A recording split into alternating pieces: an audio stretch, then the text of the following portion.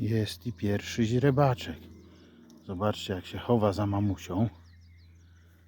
Tylko widać jego ogonek mały z tyłu i łepek od spodu. Przytulony do mamusi. Stoi z boku. O, tylko główkę widać między nogami. Za mamusią się chowa. O, i wyszedł. Zobaczcie, jaki piękny.